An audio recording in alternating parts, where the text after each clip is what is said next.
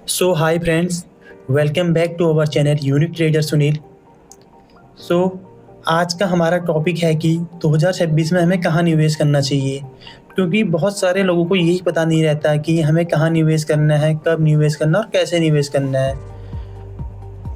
तो आज हम आप सभी लोगों का डाउट क्लियर कर देंगे।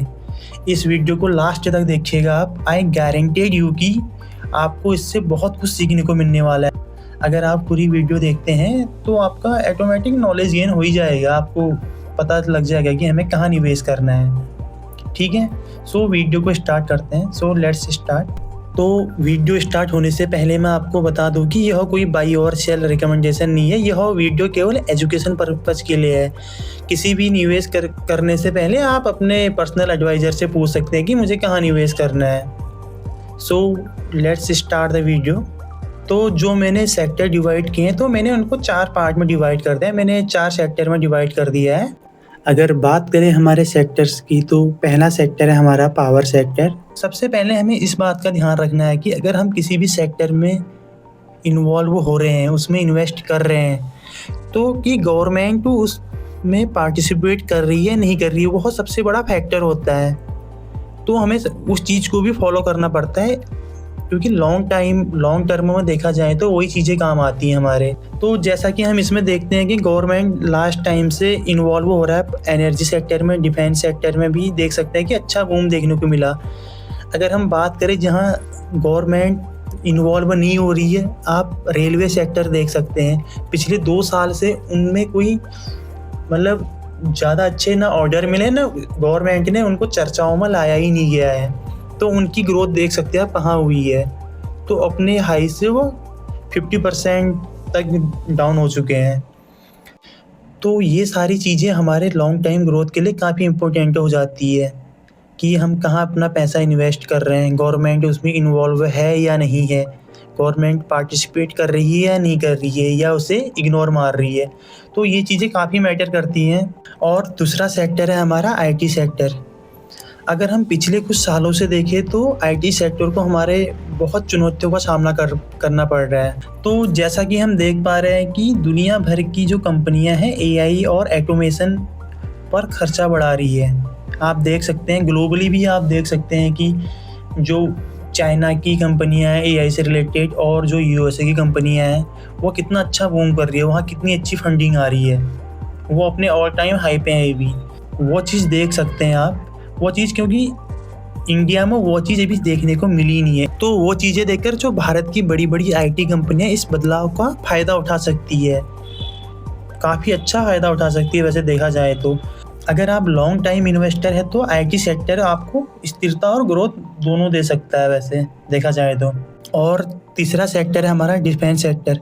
जैसा कि आपने देखा ही होगा कि भारत लगातार डिफेंस और मैन्युफैक्चरिंग में आत्मनिर्भर बनने की ओर काम कर रहा है।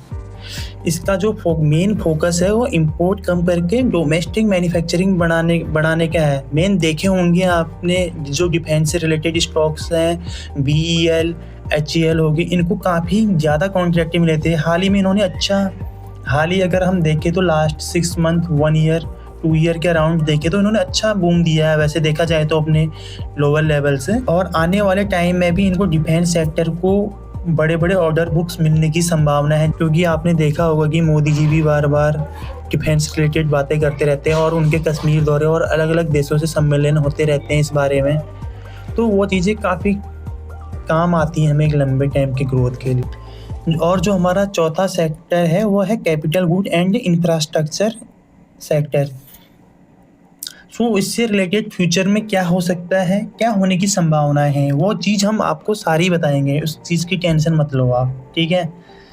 तो आपने देखा होगा कि जिस प्रकार भारत सरकार roads, railway, airport, metro project और मैन्युफैक्चरिंग पर खर्चा बढ़ा रही है, आपने देखा ही होगा कि आपने अगर आप अपने लोकल हाईवेज को भी देखो, जहाँ पहले 2 लेन थी वहाँ 4 लेन हो चुकी है। तो काफ़ी ज़्यादा काम हो रहा है इन चीज़ों में, तो आप इन चीज़ों पर भी नज़र बना के रख सकते हैं। तो ये थे हमारे 4 सेक्टर जिनमें हम आगे आने वाले टाइम में निवेश का हम अपना प्लान बना सकते हैं। तो किसी भी सेक्टर में निवेश करने से पहले उसकी वैल्यूएशन, बिजनेस क्वालिटी और ग्रोथ पोटेंशियल को ज़रूर समझें। बिना इन चीज़ों को सोचे समझे आप किसी भी सेक्टर में निवेश ना करें। अगर आपको एक डाइवर्सिफाइड पोर्टफोलियो बनाना है तो आप इस प्रकार बना सकते हैं। मैं आपको हल्का सा गाइड कर देता हूँ। जैसा कि आप देख रहे होंगे, अगर आपके पास 100% अमाउंट है, सपोज आपके पास 1 लाख रुपए हैं, तो आपको कितनी अमाउंट किस सेक्टर में लगानी चाहिए, तो मैं आपको बता देता हूँ। तो सबसे पहले हम देखते हैं पावर सेक्टर देखते हैं। पावर सेक्टर में आप 35% लगा सकते हैं अमाउंट, मतलब 35,000 रुपये के आसपास।